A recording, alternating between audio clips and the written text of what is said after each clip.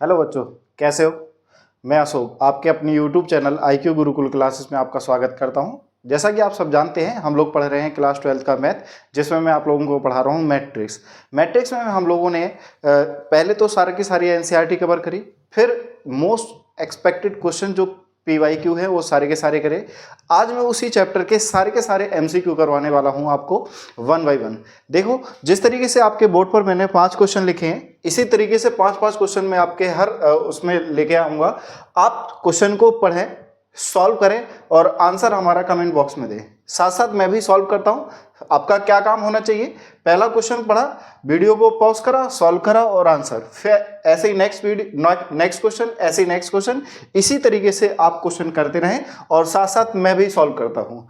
फिर भी अगर कोई डाउट आता है तो आप देखें आपका आंसर और मेरा आंसर क्या मैच कर रहा है, क्या कोई दिक्कत आती है तो आप हमें कमेंट बॉक्स में मेंशन कर सकते हैं। चलिए पहला क्वेश्चन देखते हैं। पहला क्वेश्चन क्या है हमारा कि for any 2x2 matrix P which of the following matrix can be Q such that PQ equal to QP। यानी आपसे ये कहा गया कि PQ डेफिनेटली किसके इक्वल होना चाहिए? QP के इक्वल होना चाहिए। अब आपको गिवन क्या है, पहले तो ये बात आप क्लियर कर लीजिए। क्वेश्चन नंबर फर्स्ट का सॉल्यूशन क्या गिवन है कि P एक मैट्रिक्स है जिसका ऑर्डर आप कहेंगे कितना है? 2x2 है। Aij एक मैट्रिक्स है जिसका ऑर्डर कितना है? 2x2 है। तो आपसे कहा which of the following is Q। Q इनमें से क्या हो सकता है? पहला ऑप्शन है कि एक स्केलर मैट्रिक्स है जिसका ऑर्डर कितना है? आप कहेंगे 1:1 है। तो पहली बात, अगर मैं P इंटू Q करूं या Q इंटू P करूं तो पहला ऑप्शन तो हो ही नहीं सकता, बिकॉज हम जानते हैं कि PQ आपका तभी डिफाइन करेगा जब P के नंबर ऑफ कॉलम Q के नंबर ऑफ रो के इक्वल हो। तो यहां आपका नंबर ऑफ रो है और यहां नंबर ऑफ कॉलम 1 है। तो आप ध्यान से देखें, ये 2 है, ये 1 है, तो ए ऑप्शन तो आपका वैसे ही नहीं हो सकता। तो पहला ऑप्शन तो आपका बेकार हो गया। अब अगर मैं दूसरे ऑप्शन की बात करूं, किसकी, तो इसका ऑर्डर जो है वो कितना है? आप कहेंगे 2x2 है। कितना ऑर्डर है? आप कहेंगे 2x2 मैट्रिक्स है। अब ये कैसी मैट्रिक्स है?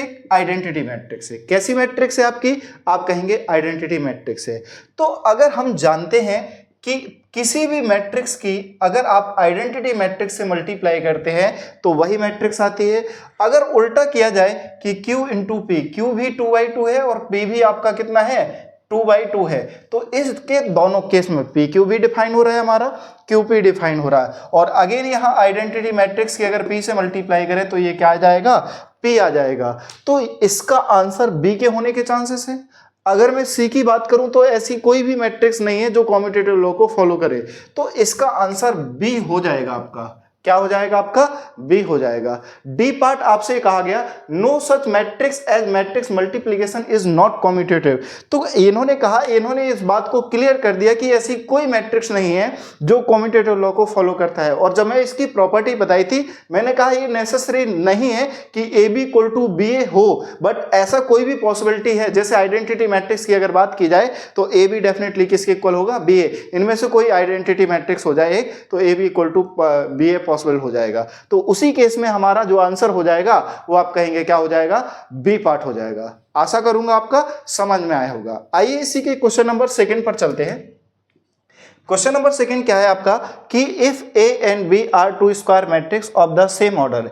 A एंड B दोनों ही स्क्वायर मैट्रिक्स हैं और दोनों का ऑर्डर सेम है। या तो हो सकता है 2x2 की स्क्वायर मैट्रिक्स हो सकता है 3x3 की मैट्रिक्स हो सकता है 4x4। हालांकि अगर क्लास 12 की बात की जाए तो वहां 4x4 ऑर्डर ही नहीं है आपका, या तो 2x2 होगा या क्या होगा आपका 3x3।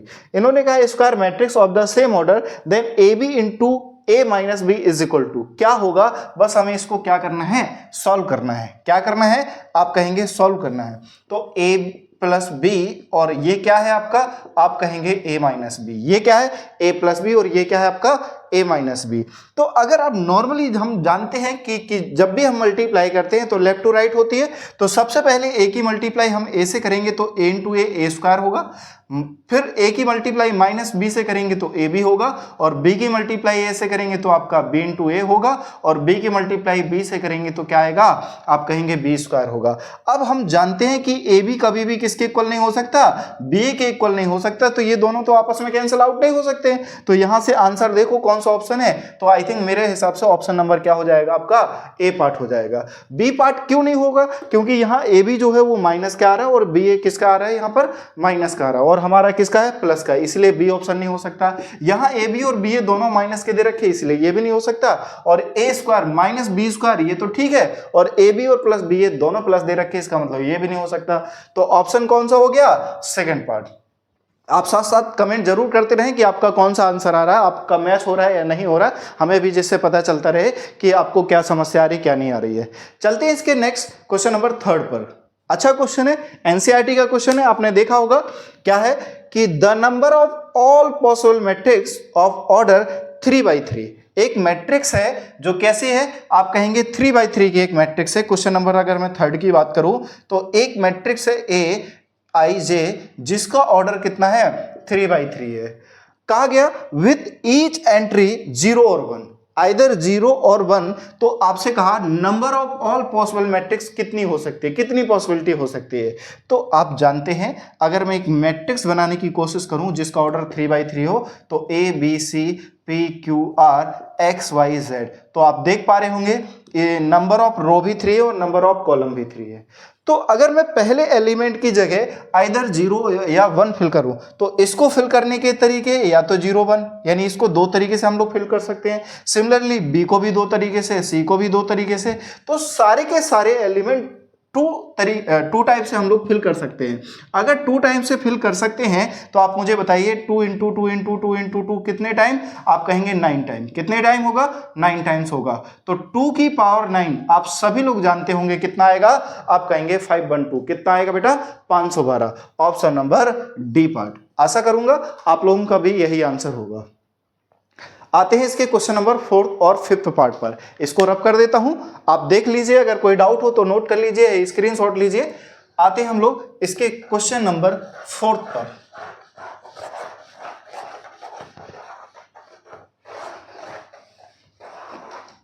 देखिए बच्चों, क्वेश्चन नंबर 4 क्या है आपका, क्वेश्चन नंबर 4 है कि if a matrix is a scalar matrix then the value of a plus 2b plus 3c plus 4d। एक मैट्रिक्स है AC0 BD0 C0 5 is a scalar matrix, is a scalar matrix, scalar matrix। then हम लोगों को value find करनी है, then find क्या find करना है बच्चों, आप कहेंगे a plus 2b plus 3c plus k 4d, इसकी वैल्यू फाइंड करनी है। अब आपको गिवन क्या है कि a जो मैट्रिक्स है वो क्या है, आपकी स्केलर मैट्रिक्स है। ए कैसी मैट्रिक्स है, आप कहेंगे स्केलर मैट्रिक्स है। अगर ए स्केलर मैट्रिक्स है तो हम जानते हैं कि इसके जो डायगोनल एलिमेंट होने चाहिए वो कैसे होने चाहिए, इक्वल होने चाहिए। आई थिंक आपको याद हो जब मैं प्रॉपर्टी बता रहा था तो मैंने आप लोगों को डिफाइन करा था, if AIJ is a scalar, is a scalar. अगर ये स्केलर है तो हम जानते हैं कि AIJ इक्वल टू K होगा for I equal to J and AIJ equal to 0 when I not equal to J।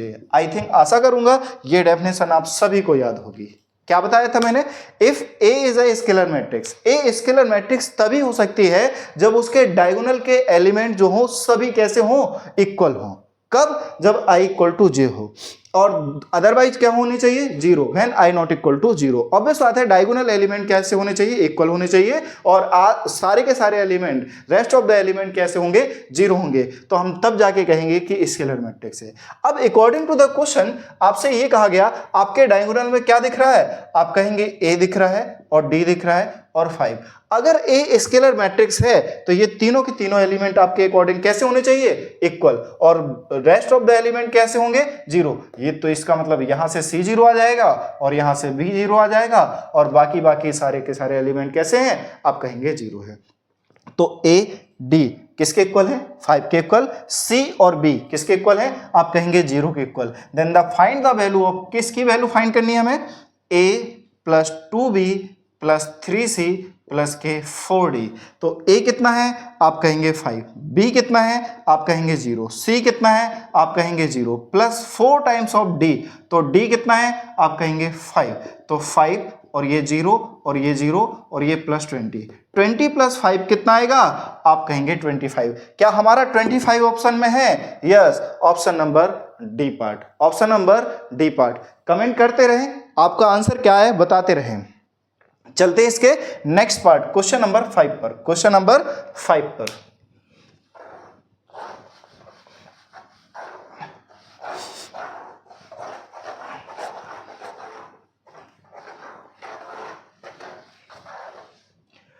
देखिए बच्चों, क्वेश्चन नंबर 5 क्या है कि if a matrix A is a symmetric matrix then find 2x plus Y, 2x plus Y solve कीजिए और answer comment box में mention कीजिए, आपका आंसर क्या आ रहा है। We know that if any matrix is a square matrix, if any matrix is square matrix, we know that the transpose of A is equal to A। अगर कोई भी मैट्रिक्स कैसी मैट्रिक्स है, सिमेट्रिक मैट्रिक्स है, तो it is only possible when the transpose of matrix is equal to the given matrix. कहने का मतलब किसी भी दी हुई मैट्रिक्स का अगर ट्रांसपोज निकाला जाए और वो उसी मैट्रिक्स के इक्वल आ जाए तो ऐसी कंडीशन हमारी किसकी कहलाएगी, ट्रांसपोज सॉरी सिमेट्रिक मैट्रिक्स की कहलाएगी। किसकी कहलाएगी, आप कहेंगे सिमेट्रिक मैट्रिक्स की कहलाएगी। तो एक मैट्रिक्स तो हमें गिवन है, एक मैट्रिक्स गिवन है, क्या है मैट्रिक्स आपकी, 1 12 4y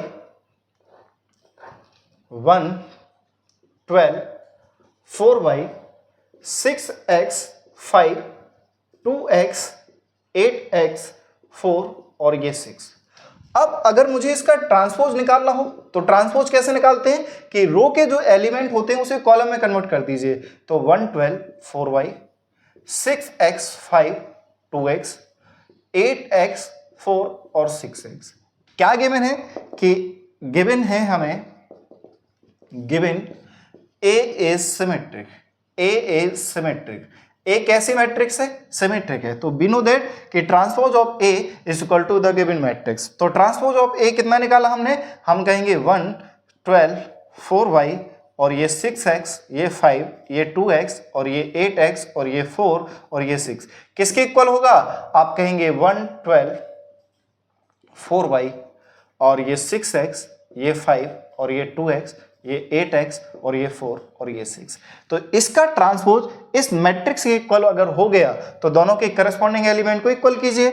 अब अगर यहां से मैं 6x को इक्वल करता हूं, किसके इक्वल करता हूं, 6x को 12 को इक्वल करता हूं, तो x यहां से कितना निकल के आएगा, आप कहेंगे कितना आएगा, 2। x कितना आ गया, 2। अब नेक्स्ट एलिमेंट को अगर मैं इसके इक्वल कर दूं तो 8x जो है वो किसके इक्वल दिखाई दे रहा है आपको, आप कहेंगे 4y। x की वैल्यू मैंने कितनी निकाली, अभी निकाली हमने 2, तो इसको सॉल्व करेंगे तो 4 2 8, तो y कितना आ गया, 4। तो x आपका 2 आया और y आपका 4 आया। आप में से ऐसे बहुत लोग होंगे कहें सर आपने यही एलिमेंट इसके इक्वल क्यों करा, और मुझे तो नहीं, मुझे तो ये एलिमेंट इसके इक्वल करना। तो ध्यान से देखिए 4y यहां से भी तो 8x आ रहा। अब आप कहेंगे नहीं मुझे तो 2x को 4x इसके इक्वल करना है, तो देखिए जा 2x इक्वल टू 4 तो x तब भी आपका 2 आएगा। अब किसी भी ऑब्वियस बात है जब दो मैट्रिक्स अगर इक्वल हैं तो it is only possible when the दोनों एलिमेंट का ऑर्डर क्या हो, आपका सेम हो और करस्पॉन्डिंग एलिमेंट कैसे हो, इक्वल हो, तब जाके हमारी जो मैट्रिक्स होगी वो क्या कहलाएगी, इक्वल मैट्रिक्स कहलाएगी। बट यहाँ इक्वल के साथ साथ कैसी है, सिमेट्रिक मैट्रिक्स है। तो सिमेट्रिक्स के लिए हमें वैल्यू किसकी फाइंड करनी थी, आपसे कहा गया था 2x प्लस वाई, किसकी वैल्यू चाहिए थी, 2x प्लस वाई। तो हमने x की वैल्यू कितनी फाइंड की, आप कहेंगे 2, y कितना फाइंड करा, आप कहेंगे 4, तो 2 2 जा 4 प्लस 4 कितना आएगा, आप कहेंगे 8, कितना आएगा 8। तो ध्यान से देखें ऑप्शन नंबर डी। तो आप देख पा रहे होंगे कि 5 के 5 क्वेश्चन का आंसर आपके बोर्ड पर आ गया। पहले क्वेश्चन का आंसर क्या है, बी पार्ट। सेकंड पार्ट का आंसर, सेकंड क्वेश्चन का आंसर क्या है, आप कहेंगे ए पार्ट। थर्ड क्वेश्चन का आंसर क्या है, आप कहेंगे डी पार्ट। फोर्थ क्वेश्चन का आंसर क्या है, आप कहेंगे डी पार्ट। और फिफ्थ क्वेश्चन का आंसर क्या है आपका, आप कहेंगे डी पार्ट। चलिए नेक्स्ट 6 क्वेश्चन आपके बोर्ड पर हैं, देखिएगा फर्स्ट बाय फर्स्ट फिर से सॉल्व कीजिए और जो पॉसिबिलिटी हो तो कमेंट बॉक्स में आप आंसर करना शुरू करिए। क्वेश्चन नंबर 6 जो देख रहा होगा आपको कि विच of the following can be both symmetric and skew symmetric matrix. ऐसी इनमें से कौन सी मैट्रिक्स है जो सिमेट्रिक मैट्रिक्स को भी और स्क्यू सिमेट्रिक मैट्रिक्स दोनों की कंडीशन को फुलफिल करती है। अकॉर्डिंग टू ऑप्शन पिक करेंगे। सबसे पहले अगर मैं बात करूं यूनिट मैट्रिक्स, यूनिट मैट्रिक्स ही आपकी आइडेंटिटी मैट्रिक्स होती है। अगर मैं पहले ऑप्शन की बात करूं, यहां पर आइडेंटिटी मैट्रिक्स अगर मैं निकालूं तो 1 0 0 1। अब अगर मैं इसका ट्रांसपोज निकालूं तो आप 1 0 0 1, ये तो देख पा रहे होंगे कि ये ट्रांसपोज इस आई मैट्रिक्स के इक्वल है, तो सिमेट्रिक तो हो सकती है। अब क्या स्क्यू सिमेट्रिक हो सकती है, नहीं, तो इसका मतलब सिमेट्रिक तो है बट स्क्यू नहीं है, तो इसका मतलब ऑप्शन नंबर ए पार्ट तो बेकार हो गया। दूसरी मैट्रिक्स क्या कहती है, डायगोनल मैट्रिक्स। अब हम जानते क्या है कि डायगोनल मैट्रिक्स होती क्या है, कि ऐसी कोई भी मैट्रिक्स जिसके डायगोनल में कुछ ना कुछ वैल्यू हो और अदरवाइज सारे के सारे एलिमेंट कैसे हो, आपके जीरो हो, तो ऐसी मैट्रिक्स को हम लोग क्या बोलते हैं, डायगोनल मैट्रिक्स। अब डायगोनल मैट्रिक्स में कुछ भी हो सकता है। अगर मैं 2x2 मैट्रिक्स की बात करूं तो a0 0 भी हो जाएगा। अब अगर मैं इसको सॉल्व करूं तो इसका ट्रांसपोज अगर निकाला जाए तो a0 0 भी हो जाएगा, तो ये जो कि ए मैट्रिक्स के इक्वल है। बट ए का मैट्रिक्स कभी नेगेटिव ए के इक्वल नहीं हो सकता है, इसका मतलब ये भी आपकी क्या है, स्क्यू सिमेट्रिक मैट्रिक्स नहीं है। अब 2 ऑप्शन तो आपने ऑलरेडी एलिमिनेट कर दिए। तीसरा ऑप्शन आप जानते हैं कि रो मैट्रिक्स है, तो रो मैट्रिक्स तो वैसी कंडीशन फुलफिल नहीं करता है, because we know that the any square matrix, क्या स्क्वायर मैट्रिक्स होगी तभी उसका सिमेट्रिक और स्क्यू सिमेट्रिक मैट्रिक्स निकाला जा सकता है। तो डी ऑप्शन भी आपका बेकार हो गए। जब हमने 3 ऑप्शन एलिमिनेट कर दिए तो बचा हुआ हमारे लिए क्या होगा, आंसर होगा। तो आंसर क्या आ गया, सी पार्ट। आशा करूंगा समझ आया होगा। एक बार फिर से समझाने की कोशिश कर रहा हूं, अच्छा क्वेश्चन है, बहुत बार पूछा गया है तो इसीलिए ज्यादा इस पर जोर दिया जा रहा है।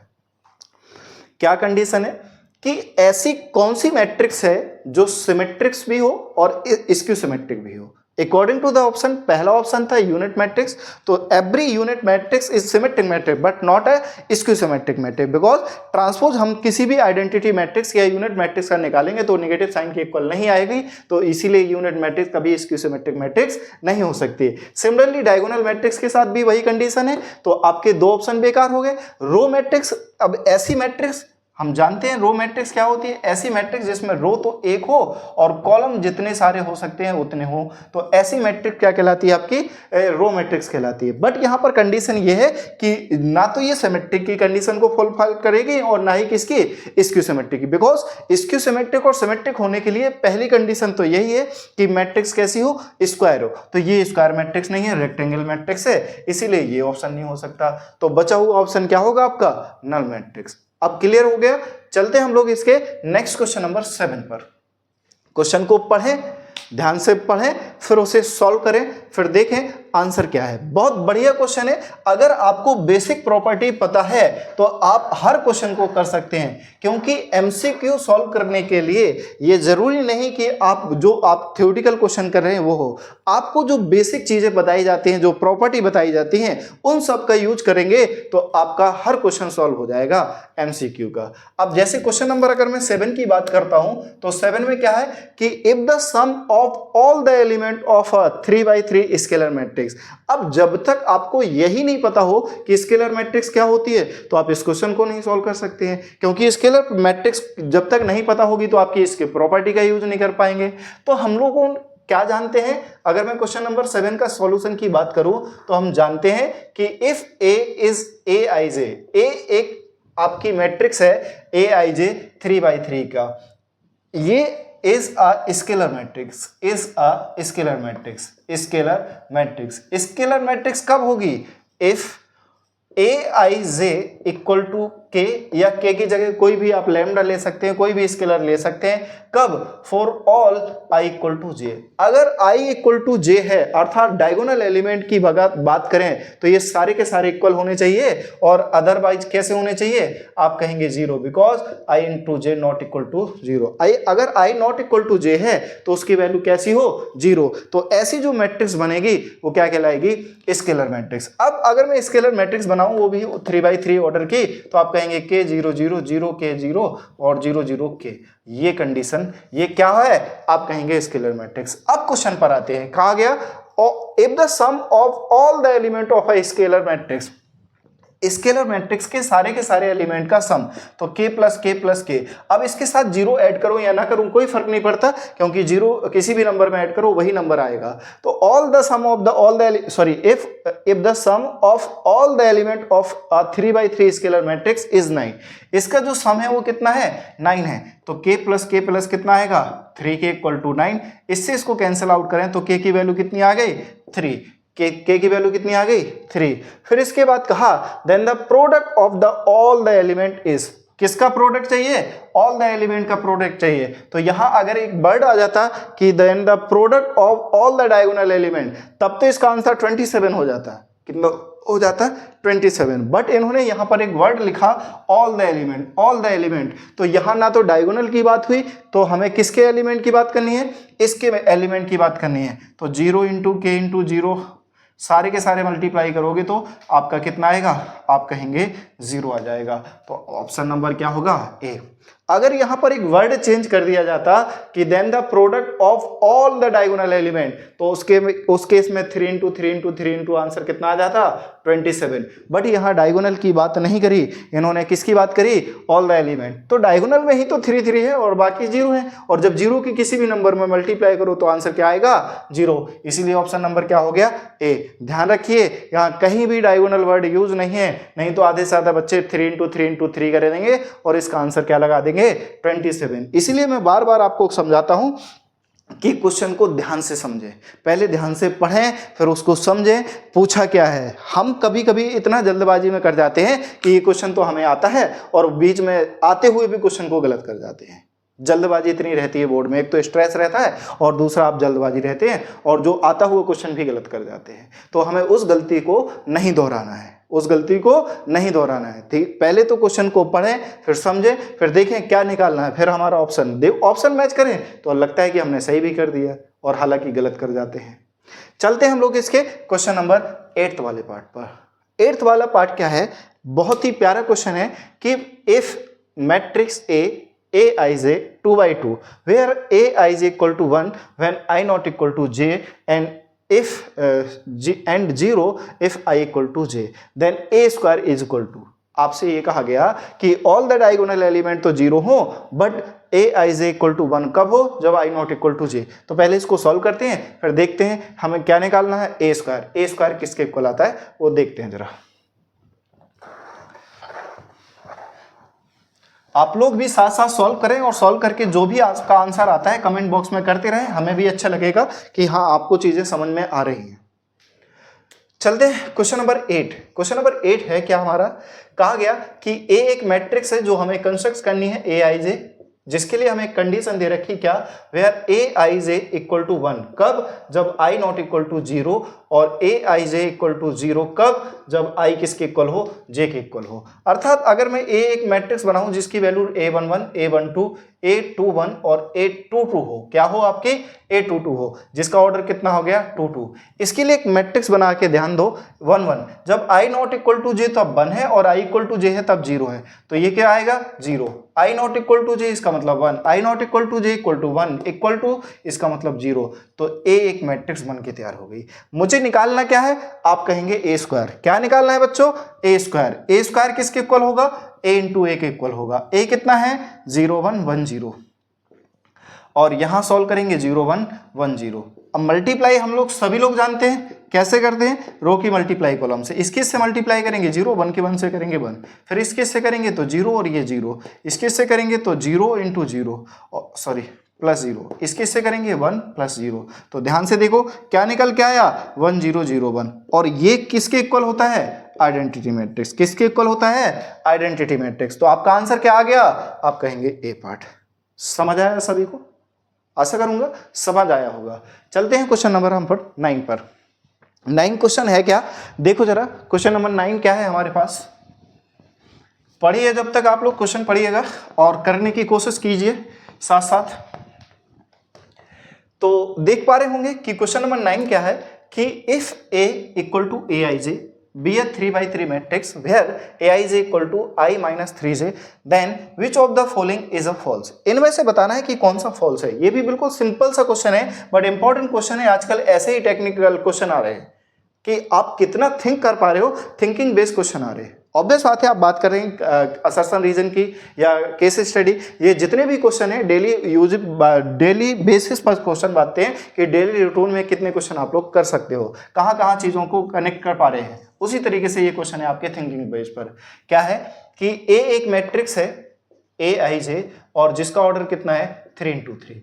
जब Aij आपका जो डिफाइन है वो क्या है I minus 3j, कितना है आपका I minus 3j। अगर मुझे एक मैट्रिक्स बनानी हो तो क्या लिखेंगे A11 A12 A13 A21 A22 A23 A31 A32 और A33।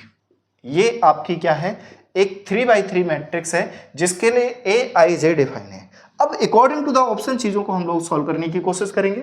अगर मैं ऑप्शन नंबर फर्स्ट की बात करूं तो सबसे पहले मुझे क्या चाहिए A11 चाहिए। क्या चाहिए A11। अगर मैं A11 यहाँ I के प्लेस पर भी 1 और J के प्लेस पर भी 1 रखूं तो देख पा रहे होंगे 1 × 3 × 1 कितना आएगा -2। और -2 कैसा होता है लेस देन 0, 0 से छोटा। और यही तो कह रहा है कि A11 लेस देन 0, इसका मतलब ऑप्शन नंबर A आपका सही है। बट मुझे कैसा आंसर चाहिए फॉल्स। जल्दबाजी में आंसर सही है इसका मतलब ये आंसर है, जरूरी नहीं है। क्वेश्चन पढ़िएगा, क्या पूछा, कहा which of the following is false, तो हमें इसमें फॉल्स देखना, सही नहीं देखना, याद रखना इस बात का। तो ये ऑप्शन नंबर ए जो था वो आपका करेक्ट हो गया। अब ऑप्शन नंबर बी की बात करें, ऑप्शन नंबर ए आपका करेक्ट हो गया।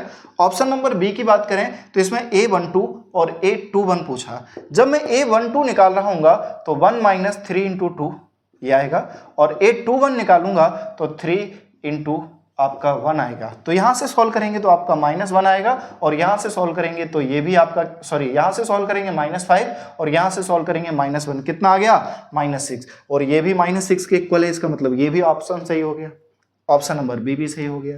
अब अगर मैं ऑप्शन 3 की बात करूं, ऑप्शन सी की बात करूं, किसकी बात करें हम लोग ऑप्शन सी की बात करें तो A13 जो है वो ये कह रहा है कि ग्रेटर देन होना चाहिए A31।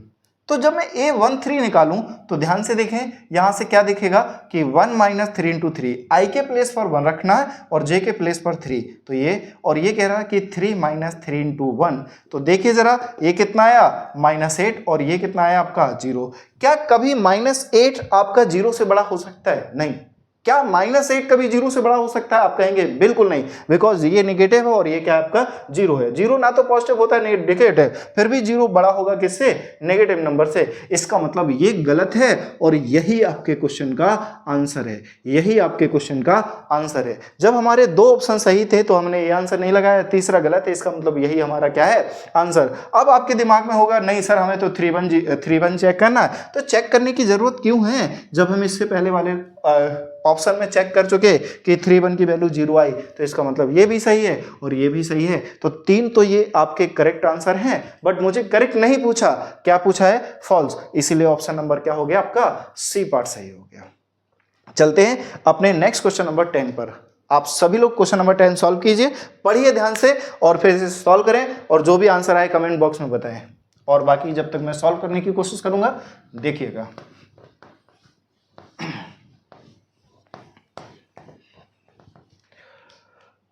Question number 10, question number 10 क्या है कि the number of all possible matrices of order 2/3 with each entry 1 और 0। इस टाइप का क्वेश्चन हम लोग कर चुके हैं। तो सबसे पहले एक मैट्रिक्स है जिसका ऑर्डर कितना है 2/3, तो आप सभी लोग समझ सकते हैं कि इसमें नंबर ऑफ एलिमेंट कितने होंगे, आप कहेंगे 6। एंट्री हमें किससे करनी, 1 और 2 से, 1 और 2 से। अब अगर मैं एक मैट्रिक्स बनाऊं जिसका ऑर्डर 2/3 हो तो A B C P Q R, यही तो होगा, जिसका ऑर्डर कितना है 2/3। अब इसके ईच एलिमेंट की जो एंट्री है आइदर 1 और 2 होना चाहिए, या तो 1 होना चाहिए 2, तो मैं इसके प्लेस पर या तो 1 रख सकता हूं या 2। तो इसको फिल करने के तरीके कितने हैं, 2। इसी सिमिलरली इसको फिल करने के तरीके कितने हैं, 2।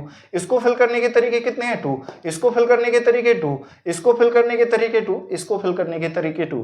जब आप सभी के कॉम्बिनेशन बनाओगे तो यहां देख पाएंगे कि 2 की पावर 6 और 2 की पावर 6 कितना होता है, आप कहेंगे 64। Answer is C part. Answer क्या हो गया आपका, सी पार्ट। आशा करूंगा आप चीजों को समझ पा रहे होंगे और आपके आंसर भी मैच कर रहे होंगे। चलते हैं नेक्स्ट क्वेश्चन नंबर 11 पर। क्वेश्चन नंबर 11 क्या है आपके सामने कि इफ 2 मैट्रिक्स आर इक्वल, ये दोनों की दोनों मैट्रिक्स क्या है आपकी, इक्वल दे रखी हैं। क्या दे रखी हैं, equal. 3C + 6 A - D and A + D और 2 - 3B = 12 2 -8 -4। ये दोनों ही मैट्रिक्स आपकी क्या है, इक्वल दे रखी हैं। तो आपसे क्या कहा गया, what is the value of AB - CD। तो डेफिनेटली पहले मुझे ABCD निकालना होगा, जो आएगा उस इक्वेशन में वैल्यू रखेंगे और आपका आंसर निकालेंगे। अब अगर मैं पहले पार्ट को इसके इक्वल कर दूं तो आप देख पा रहे होंगे कि 3C + 6 = 12 है और ये +6 उधर जाके किसका होगा, आप कहेंगे माइनस का। तो 3C = 6 तो C कितना हो गया, 2 हो गया। दूसरे पार्ट में अगर मैं A - D की बात करूं, किसकी बात करूं, A - D, इससे A - D किसके इक्वल है, आप कहेंगे 2। A + D किसके इक्वल है, आप कहेंगे किसके, -8। दोनों को ऐड करा तो A + A कितना आ गया, 2A, और इसमें से इसको सॉल्व करा तो -6, तो A की वैल्यू कितनी आ गई, आप कहेंगे -3। A कितना आ गया, -3। A आ गया, C आ गया। अब A को या तो फर्स्ट में रख दो या सेकंड में। मान लीजिए आपने फर्स्ट में रखा D, तो -3 - 2 = D, तो D कितना आ गया, आप कहेंगे -5। A आ गया, C आ गया, D आ गया, क्या बचा हमारे पास, B, तो इसको और इक्वल कर दो। तो 2 - 3B = आपका -4, ये उधर जाएगा तो -3B = -4 - के 2, तो -3B = -6, तो B कितना आ गया, आप कहेंगे 2। B कितना आ गया, 2। वैल्यू चाहिए किसकी आपको, आप कहेंगे AB - CD। किसकी वैल्यू चाहिए, AB - CD। रखिए सभी की वैल्यू। A कितना निकाला आपने, -3। B कितना निकाला आपने, 2, बीच में माइनस साइन। C कितना निकाला आपने, आप कहेंगे 2, और D कितना निकाला, आप कहेंगे -5। सॉल्व करेंगे तो यहां से -6 और ये माइनस +10, और 10 में से 6 जाएगा, कितना बचेगा, आप कहेंगे +4। Option number A part. Option number A part. ये आपके क्वेश्चन कहां से, 6 से 11 तक के क्वेश्चन थे। आशा करूंगा सारे के सारे क्वेश्चन आपको समझ आए होंगे और आपने करे भी होंगे मेरे साथ साथ। चलिए देखिए नेक्स्ट 6 पार्ट फिर से आपके बोर्ड पर है। क्या है क्वेश्चन आपका, पहला question number 12, choose the incorrect statement. हमें 4 स्टेटमेंट दे रखे हैं, उनमें से एक स्टेटमेंट कैसा है, इनकरेक्ट है, जो कि हम लोगों को बताना है। अब अगर पहले ऑप्शन की बात करें, ये सारे के सारे ऑप्शन बेस्ड क्वेश्चन होते हैं, जिस तरीके से हर ऑप्शन को एलिमिनेट करना होता है। ऑप्शन अगर सही है तो ठीक है, अदरवाइज हमारा क्या हो जाएगा, आंसर हो जाएगा। अगर मैं पहले स्टेटमेंट का एनालाइज किया जाए कि a matrix A3 is a scalar matrix of order 1। Order 1 की एक मैट्रिक्स है जो कि स्केलर है। तो आप जानते हैं, मैं ऑलरेडी आपको स्केलर मैट्रिक्स बता चुका, फिर भी एक बार मैं बता देता हूं कि if A is a scalar matrix, it is only possible when Ai j = k for all value of I = j and Aij = 0 for all I ≠ j। अब यहां बात यह आती है कि यहां सिर्फ और सिर्फ 1 ऑर्डर की एक मैट्रिक्स है, 1 ऑर्डर की मैट्रिक्स है, तो यही आपका डायगोनल एलिमेंट होगा, और डायगोनल एलिमेंट कैसा है आपका, सेम है। इसका मतलब इसका ऑर्डर कितना है, सेम है, और ये क्या है, स्केलर मैट्रिक्स है। इसका मतलब ये आपका आंसर सही है। मुझे सही नहीं बताना, कैसा बताना है, आप कहेंगे इनकरेक्ट स्टेटमेंट बताना है। तो पहला ऑप्शन तो सही हो गया हमारा। अब अगर मैं दूसरे ऑप्शन की बात करूं तो according to the definition a matrix B -1 0 0 -1 is a scalar matrix of order 2। तो हमें जो B ऑप्शन दे रखा है ये ऑप्शन ए हो गया। B ऑप्शन की अगर मैं बात करूं तो B क्या है -1 0 0 -1 और ये कहेंगे ये 2/2 का है। तो अब डायगोनल एलिमेंट एक जैसे होने चाहिए, तो डायगोनल एलिमेंट दोनों किसके इक्वल है -1 के इक्वल है। इसका मतलब डायगोनल एलिमेंट सेम है और अदरवाइज क्या है 0 है। इसका मतलब ये भी स्केलर है जिसका ऑर्डर 2 है, तो ये भी ऑप्शन सही हो गया। अब अगर मैं ऑप्शन नंबर 3 की बात करूं, ऑप्शन नंबर सी की बात की जाए तो ऑप्शन नंबर जो सी है एक मैट्रिक्स सी है जो हमें डिफाइन है, जिसका ऑर्डर 3 0 0 √3 0 0 और 0 0 √3 कहा गया ऑफ ऑर्डर 3। बिल्कुल सही है, ऑर्डर तक यहां तक बात सही है। कहा गया इज नॉट स्केलर, जबकि हम जानते हैं कि अगर डायगोनल एलिमेंट एक जैसा हो जाए, सेम हो जाए अदर देन 1, तो हमारी मैट्रिक्स क्या कहलाएगी स्केलर कहलाएगी। और ये कह रहा है नॉट स्केलर, इसका मतलब ये क्या है गलत है और यही हमारे क्वेश्चन का आंसर हो जाएगा। Answer is C part. पहले दो ऑप्शन सही हैं बट सही नहीं पूछा, क्या पूछा आपसे इनकरेक्ट। अब डी तो चेक करने की जरूरत नहीं है, कहा नन ऑफ द एबव। जब सी आंसर आ गया तो नन ऑफ द एबव देने की जरूरत ही नहीं पड़ेगी हमें। आते हैं हम लोग क्वेश्चन नंबर 3। क्वेश्चन नंबर 13 को ध्यान से पढ़िए और इसे सॉल्व करके आंसर निकालिए।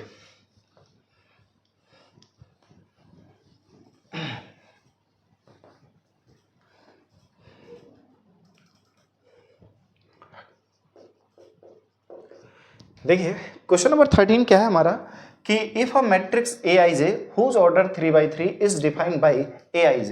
इसके लिए हमें एक Aij डिफाइन है। क्या डिफाइन है हमारा कि 2ij + 3j I less than j and 5 when I equal to j and 3i - 2j और I equal to j।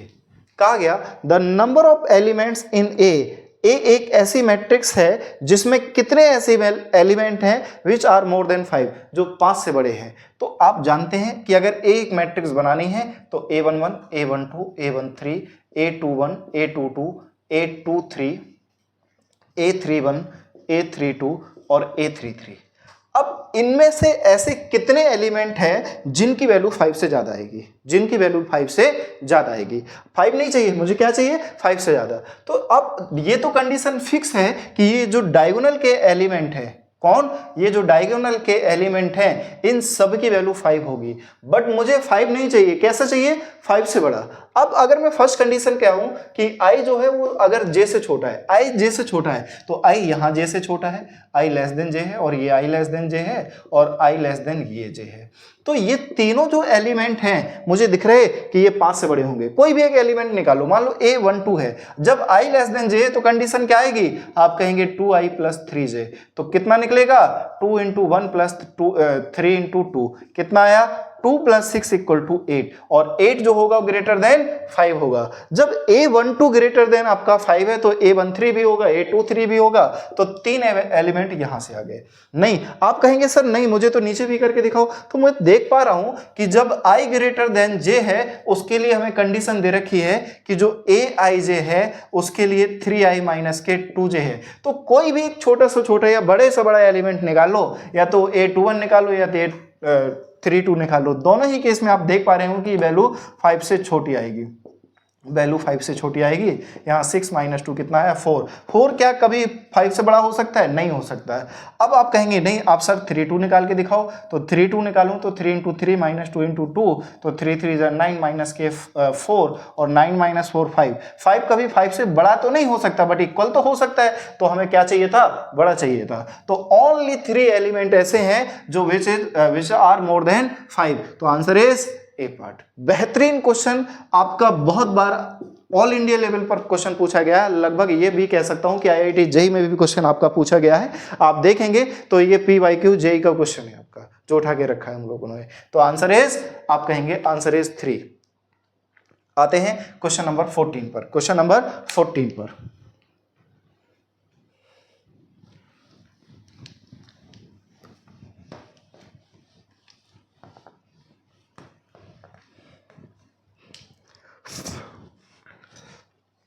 Question number 14 क्या है हमारा, ध्यान से देखिए।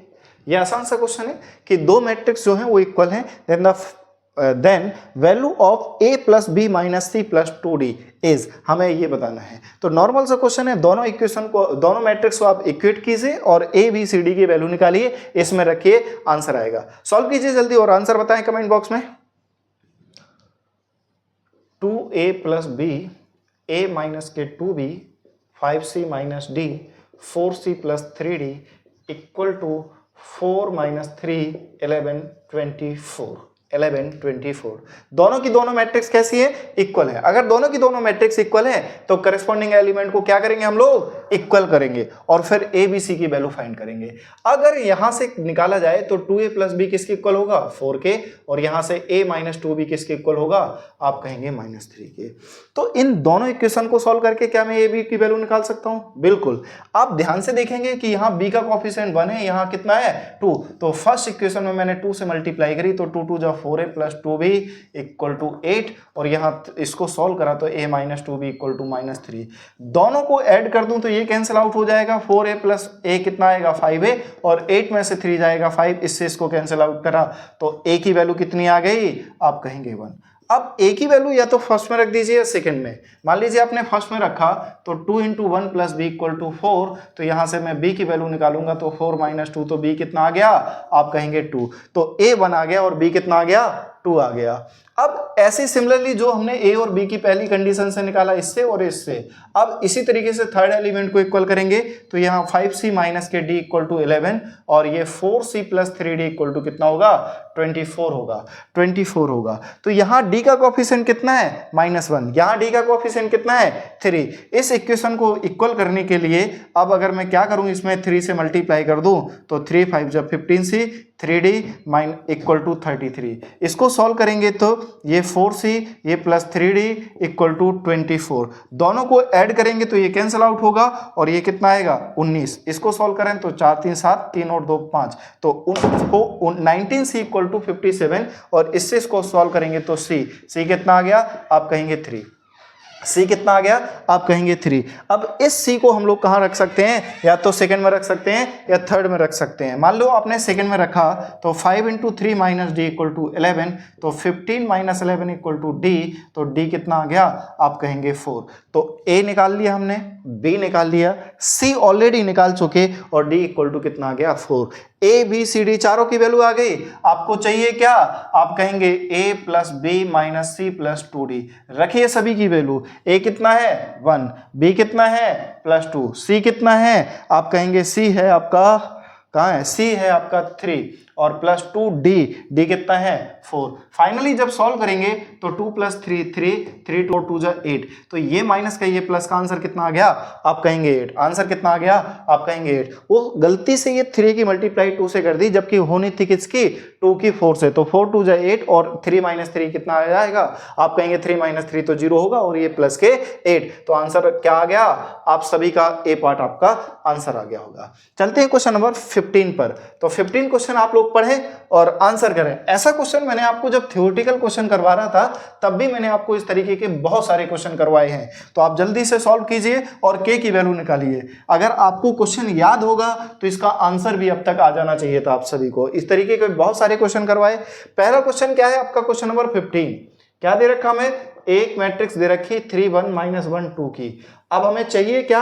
दे रखा है कि a² + 7i डेफिनेटली किसके इक्वल है? k टाइम्स ऑफ a के इक्वल है। Then what is the value of k?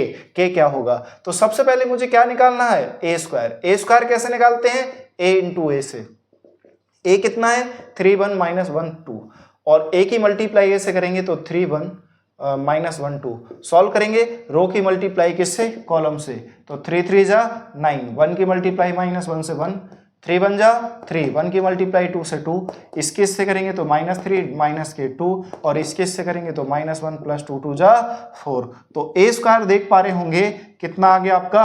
8 5 - 5, और ये कितना आ गया? आप कहेंगे 3। a² आ गया। इसकी वैल्यू इसमें रखें तो a² है हमारा 8 5 - 5 3, और +7i कितना है? 1 0 0 1 आइडेंटिटी मैट्रिक्स, और k a डेफिनेटली किसके इक्वल है? 3 1 - 1 2 के इक्वल है।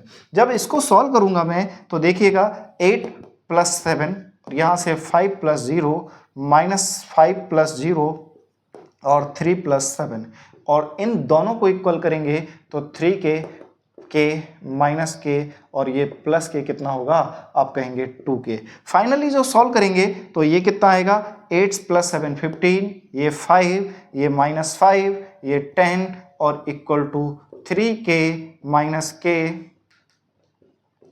और 2k। आप किसी भी दो एलिमेंट को इक्वल करो, तो अगर मैं फर्स्ट एलिमेंट से इक्वल करूं तो यहां से 15 इक्वल टू कितना मिलेगा, 3k, 3 5 जा 15, तो k कितना आ गया, आप कहेंगे 5। k कितना आ गया, आप कहेंगे 5। तो आंसर क्या हो गया, आप कहेंगे सी पार्ट। आंसर क्या हो गया बालको, आप कहेंगे सी पार्ट आपका आंसर आ गया। चलते हैं क्वेश्चन नंबर हम लोग 16 पर। 16 को क्वेश्चन ध्यान से पढ़िएगा और आंसर करने की कोशिश कीजिएगा। हो सकता है आपको ऑप्शन ना शो हो रहे हों, आप सॉल्व कीजिए, जो आपका आंसर आएगा वही आपका ऑप्शन हो जाएगा। ध्यान दें, बट करने में कोई गलती ना करें, नहीं तो कहीं सर जो आंसर आएगा वही ऑप्शन हो जाएगा, ऐसा नहीं है। मेरे ऊपर भांडा मत फोड़ दीजिए, आप क्वेश्चन को सही से सॉल्व कीजिए और अगर सही से आपने आंसर करा तो आपका आंसर भी बिल्कुल 100% सही होगा। आते हैं क्वेश्चन नंबर 16 पर। 16 क्वेश्चन क्या कहना चाह रहा, आपसे कह रहा है कि if A and B are two matrix such that transpose of A plus B is, क्या दे रखा, a प्लस बी का जो ट्रांसपोज है वो किसके इक्वल दे रखा, 2 - 176 के इक्वल दे रखा। क्या दे रखा, आप कहेंगे 2 - 176 के इक्वल दे रखा। और बी मैट्रिक्स क्या दे रखी, 3 - के 2 6 0 ये दे रखी है। Then which of the following is a, निम्न में से ऐसी कौन सी मैट्रिक्स है जो ए के इक्वल है। तो प्रॉपर्टी ऑफ ट्रांसपोज मैट्रिक्स, हम जानते हैं कि किन्हीं भी दो मैट्रिक्स का जो सम का ट्रांसपोज होता है उनके अलग अलग ट्रांसपोज के सम के इक्वल होता है। तो अगर ए प्लस बी का ट्रांसपोज दे रखा आपके पास 2 - 176 और ए का ट्रांसपोज, मुझे पहले तो ए मैट्रिक्स निकाल लें और फिर बी का ट्रांसपोज बी दे रखा है, बी का ट्रांसपोज कैसे निकालेंगे, रो को कॉलम में चेंज करके, रो को कॉलम में चेंज करके, तो ये बी का ट्रांसपोज होगा। अब इस प्लस को इधर ला सकते हैं या ए का ट्रांसपोज, ए लेट कर लो कोई भी एक मैट्रिक्स, आपने कहा ए बी सी डी एक मैट्रिक्स हो गई। और अगर मुझे इसका ट्रांसपोज निकालना आ गया, इसका ट्रांसपोज निकालना आ गया, तो ए बी सी डी, यानी रो को हमने किस में कन्वर्ट कर दिया, कॉलम में। इसको किसके साथ प्लस करने वाले हम लोग, आपके बी के ट्रांसपोज ऑफ मैट्रिक्स के साथ 2 - 176, और यहाँ सॉल्व करेंगे तो a + 3 c + 6 b - 2 और d + के 0। बस करेस्पॉन्डिंग एलिमेंट को क्या कर दीजिए,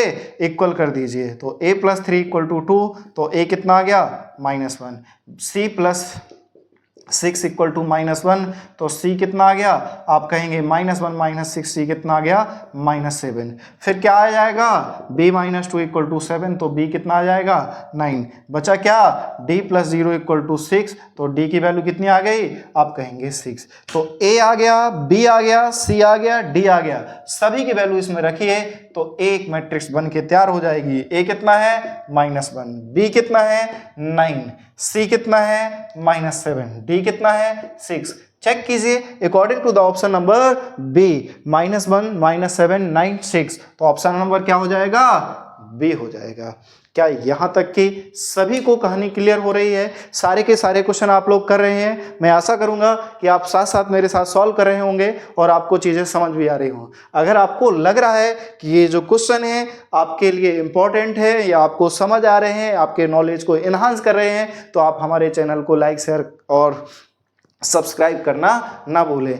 आप देखिए बच्चों, 4 क्वेश्चन और आपके बोर्ड पर लिखे हैं। क्वेश्चन बहुत ही बेहतरीन क्वेश्चन है, एक अच्छे लेवल के क्वेश्चन है जो आपके एग्जाम पॉइंट ऑफ व्यू से बहुत इंपॉर्टेंट है। और ये सारे के सारे जितने भी क्वेश्चन मैं आपको करवा रहा हूँ वो सारे के सारे किसी न किसी एग्जाम में आए जरूर हैं। मोस्ट ऑफ द क्वेश्चन आपके सीबीएसई बोर्ड में आए हुए हैं और कुछ क्वेश्चन इसमें ऐसे भी हैं जो आईआईटी जेईई की बात करूं या एयरफोर्स की बात करूं या एनडीए की बात करूं, वहां भी आपको इस तरीके के क्वेश्चन देखने को मिलेंगे। और सीयूटी आपके लिए वन ऑफ द बेस्ट, अभी जो आपका सीयूटी चल रहा है उसके लिए इस तरीके के क्वेश्चन भी देखने को मिलेंगे। तो आप सीयूटी के लिए कहीं नहीं तो सीयूटी के लिए तो बिल्कुल ध्यान दे सकते हैं आप चीज़ों के बारे में। क्वेश्चन क्या है कि लेट, क्वेश्चन नंबर 17, पहले तो आप पढ़िए और सॉल्व कीजिए और आप आंसर बताएं हमें कमेंट बॉक्स में कि आपका आंसर क्या आया। फिर आप हमारे आंसर से अपने आंसर को मैच कीजिए कि आपका आंसर सही आ रहा या नहीं आ रहा। क्वेश्चन इज दैट लेट, एक मैट्रिक्स ए है जो 3 by 3 ऑर्डर की है, एक मैट्रिक्स बी है जो भी 3x3 ऑर्डर की है, और इन दोनों का प्रोडक्ट कहा गया आई के इक्वल दे रखिए, then find the value of lambda. तो बताना है कि लैम्डा की क्या कंडीशन होगी। ठीक है भाई, तो गिवन जो है उस कंडीशन को यूज करते हुए ए बी को आई के इक्वल करते हैं। ए कितना है आप सभी लोग जानते हैं, 1 - 1 2, 0 2 3 और 3 - 2 4। इसकी मल्टीप्लाई बी मैट्रिक्स से करते हैं तो -2 0 1 9 2 -3 6 1 लैम्डा, और ये किसके इक्वल दे रखा 1 0 0 0 1 0 0 0 1 के इक्वल दे रखा। और इस कंडीशन में हमें बताना है कि what is the value of lambda, lambda बताना है। तो कैसे मल्टीप्लाई करते हैं, रो की मल्टीप्लाई आप कहेंगे कॉलम से। जब पहले रो की पहले से करेंगे तो 1 -9 और यहाँ 2 6 जा आप कहेंगे कितना होगा 12 होगा। फिर इसको जब मैं सॉल्व करूंगा तो ये देखो जरा, ये 1 2 जा एक्चुअली माइनस का 2 होना चाहिए। 1 की मल्टीप्लाई 2 से करी तो -2, 1 की मल्टीप्लाई -9 से करी ये, और 2 की मल्टीप्लाई 6 से करेंगे तो आपका 12 आएगा। फिर इसकी मल्टीप्लाई इससे करेंगे तो ध्यान से देखें, 1 की मल्टीप्लाई 0 से करेंगे 0, -1 की मल्टीप्लाई 2 से करेंगे 2, 2 की मल्टीप्लाई 1 से करेंगे तो आप कहेंगे 2। अब अगर मैं इसको शॉर्ट ट्रिक से करना चाहूँ तो मुझे दिख रहा है कि जब मैं पहली रो की मल्टीप्लाई तीसरे कॉलम से करूंगा तो मुझे लैम्डा आ जाएगा। बट मैं यहाँ एमसीक्यू क्वेश्चन सॉल्व कर रहा हूँ, मुझे डिस्क्रिप्टिव करने की जरूरत नहीं है कि मैं इस पूरे क्वेश्चन को सॉल्व करूं। मुझे क्या चाहिए, लैम्डा चाहिए। तो मैं क्यों इतने सारे क्वेश्चनों की मल्टीप्लाई करूं, तो डायरेक्टली इसकी मल्टीप्लाई भी तो कर सकता हूं। पहली रो की तीसरे कॉलम से करा, काम खत्म। 1 की मल्टीप्लाई 1, -3 की मल्टीप्लाई +3 और 2 की मल्टीप्लाई लैम्डा, डेफिनेटली ये किसके इक्वल है, आप कहेंगे 0। क्यों, क्योंकि ये प्री डिफाइन है कि दोनों का प्रोडक्ट किसके इक्वल है, आप कहेंगे आइडेंटिटी मैट्रिक्स के इक्वल है। तो यहां से 2 लैम्डा इक्वल टू -4, तो lambda equal to -4/2, answer is -2। बस इतना सा क्वेश्चन है। क्यों हम डिटेलिंग में करें, क्यों, यही तो हमारा एमसीक्यू ही तो सॉल्व करना है।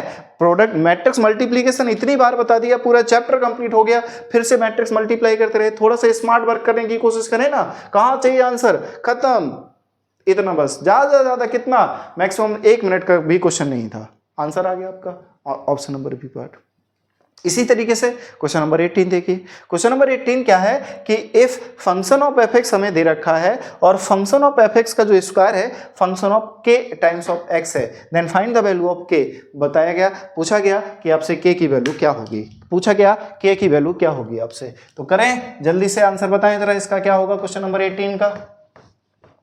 क्वेश्चन नंबर 18 का आंसर क्या होगा, क्वेश्चन नंबर 18 का फंक्शन ऑफ एफ एक्स जो दे रखा है वो क्या है हमारे पास, cos x minus sine x 0, sine x cos x 0 0 0 1, और एक कंडीशन गिवन है कि फंक्शन ऑफ एफ एक्स का जो स्क्वायर है वो function of K times of x के इक्वल है। तो function of K times of x बहुत आसान है कि एक्स को रिप्लेस कर देंगे किससे, के एक्स से, जो आएगा वो फंक्शन ऑफ एक्स की वैल्यू हो जाएगी। अब मुझे फंक्शन ऑफ एफ एक्स का स्क्वायर चाहिए, तो हम जानते हैं कि फंक्शन ऑफ एफ एक्स का अगर मुझे स्क्वायर चाहिए तो function of F x into function of F x लिखना पड़ेगा। और फंक्शन ऑफ एफ एक्स कितना है हमारा, आप कहेंगे cos x minus sine x, और ये 0, ये साइन x, और ये cos x, और ये आपका 0 0 0 1। इसकी मल्टीप्लाई इसी से करनी है, तो cos x minus sine x, ये 0 और ये साइन x, ये cos x, ये 0 और ये 0 0 1। अब मल्टीप्लाई किससे करते हैं, रो की मल्टीप्लाई किससे करते हैं आप, कॉलम से। रो की मल्टीप्लाई किससे करते हैं, आप कहेंगे कॉलम से। तो किसी एक एलिमेंट को निकालो, सारे के सारे निकालने की जरूरत नहीं है मुझे यहाँ के निकालना, पूरी कंडीशन नहीं निकालनी, क्योंकि दो मैट्रिक्स आपस में इक्वल आएंगी। एमसीक्यू सॉल्व कर रहे, हमें गधों की चाल नहीं चलना है, हमें स्मार्ट वर्क करना है। अरे आजकल मोबाइल स्मार्ट हो गए तो आप लोग कैसे स्मार्ट नहीं हुए, स्मार्ट वर्क करना है और इस चीज़ के तरीके तो हम सॉल्व करेंगे, जितने जल्दी सॉल्व करना है, यही हमारी कंडीशन है।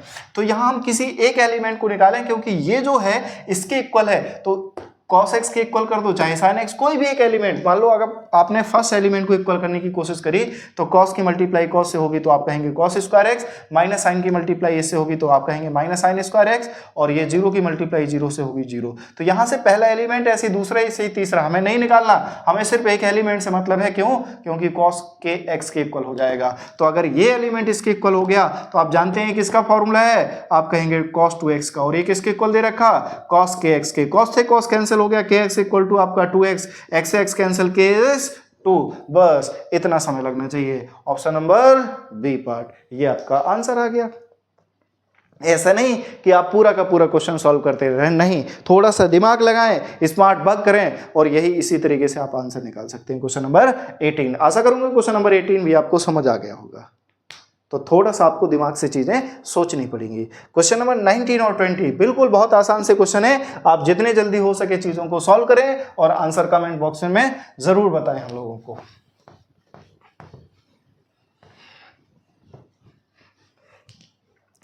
अब अगर मैं क्वेश्चन नंबर 19 की बात करता हूं तो क्वेश्चन नंबर 19 क्या है, इफ टू मैट्रिक्स है जिनके ऑर्डर डिफाइन है, ए आई जे है जिसका मैट्रिक्स क्या है आप कहेंगे पी इंटू क्यू है, और एक बी मैट्रिक्स है जिसका ऑर्डर क्या है आप कहेंगे बी आई जे जिसका order R S respectively can be subtracted. अगर ए और बी को सब्ट्रैक्ट करना होगा तो ये कब सब्ट्रैक्ट कर पाएंगे, तो आप लोगों को प्रॉपर्टी एडिशन और सब्ट्रैक्शन की प्रॉपर्टी याद होनी चाहिए।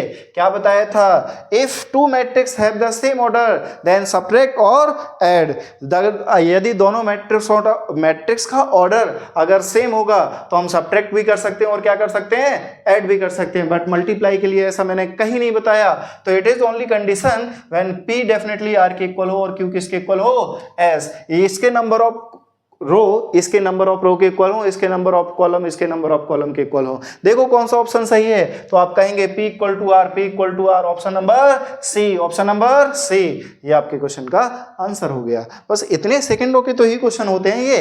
अब इसके बाद लास्ट क्वेश्चन नंबर 20, ध्यान से देखिए, अगर आप क्वेश्चन नंबर 20 भी सेकंडों में कर सकते हैं। एक मैट्रिक्स बनानी है, if a matrix A I J as a square matrix of order 2, एक 2x2 की मैट्रिक्स है जिसके लिए हमें कंडीशन दे रखी A11 A12 A21 A22, ये 2x2 की एक मैट्रिक्स है। इसके लिए कंडीशन दे रखी क्या, Aij इक्वल टू 1 कब, जब I नॉट इक्वल टू 0, और 0 कब, जब A इक्वल टू 0। इसका मतलब 1 और 1, I और J दोनों इक्वल हैं तो 0 होगा, Y और J दोनों डिफरेंट है तो 1 होगा, I और J दोनों डिफरेंट है तो 1 होगा, और ये कितना आएगा 0। इसका मतलब A मैट्रिक्स बना लिया। हमें चाहिए क्या, आप कहेंगे स्क्वायर। ऑब्वियस बात है, इस तरीके का भी क्वेश्चन सॉल्व करा था तो ये किसके इक्वल आया था, आइडेंटिटी मैट्रिक्स। ए स्क्वायर कैसे निकालते हैं, 0 1 1 0। अब तक तो चीजें आपको याद हो जानी चाहिए, इतनी बार मैंने ये क्वेश्चन करवा दिया आपको। इसको सॉल्व करोगे तो 0 + 1 होगा, इसको सॉल्व करोगे तो 0 + 0 होगा, इसको सॉल्व करोगे तो 1 + 0 होगा, इसको सॉल्व करोगे तो 1 + 0। क्या निकल के आया, 1 0 0 1। और ये कैसी मैट्रिक्स है, identity matrix. Identity matrix option number D part. तो ये थे आपके टॉप मोस्ट इंपॉर्टेंट 20 क्वेश्चन। आशा करूंगा यहां तक आपको एक एक क्वेश्चन समझ में आया होगा। लास्ट के क्वेश्चन मैंने थोड़ा स्पीड से बताए, इसलिए क्योंकि लेक्चर हमारा बहुत लंबा होता जा रहा है। आपके लिए इतनी मेहनत कर रहे हैं, आप देख पा रहे होंगे केमिस्ट्री का टीचर भी आ गया, एकदम one of the most important question, जो कहने का मतलब आपको करवाए जा रहे हैं। जिस तरीके से हम लोग केमिस्ट्री का टीचर लेके आए हैं उसी तरीके से कोशिश करेंगे कि आपके लिए फिजिक्स का भी टीचर लाएंगे। एक ही प्लेटफॉर्म से आपको फिजिक्स, केमिस्ट्री और मैथ पढ़ने को मिलेगी। और सिर्फ ऐसा नहीं कि सिर्फ पढ़ने को नाम के लिए पढ़ने, आप डीप किसी भी एग्जाम की तैयारी कर रहे हो, चाहे वो IIT JEE हो, चाहे आपका स्टेट बोर्ड की तैयारी कर रहे हो, या किसी अदर कंपटीशन एग्जाम की बात कर रहा हूँ जिसमें टेक्निकल मैथ आ रहा हो या साइंस आ रहा हो, आपको सारी की सारी चीज़ें यहीं से मिलेगी, एक ही प्लेटफॉर्म से मिलेगी। याद रहे इस बात का। तो आपसे हम कुछ नहीं चाहते, सिर्फ थोड़ा सा आपका सपोर्ट चाहिए। और सपोर्ट किस फॉर्म में चाहिए, लाइक शेयर और सब्सक्राइब के फॉर्म में। तो आशा करेंगे आप सब लोग समझदार हैं, क्योंकि शिक्षा एक ऐसी चीज़ है जो आप फ्री में नहीं ले सकते। और फ्री हम सिर्फ आपसे क्या मांग रहे हैं, आपका सपोर्ट। और वो सपोर्ट किस फॉर्म में, लाइक शेयर और सब्सक्राइब के फॉर्म में। चलिए मिलते हैं हम लोग नेक्स्ट लेक्चर में। जब तक के लिए आप अपना ध्यान रखें। धन्यवाद।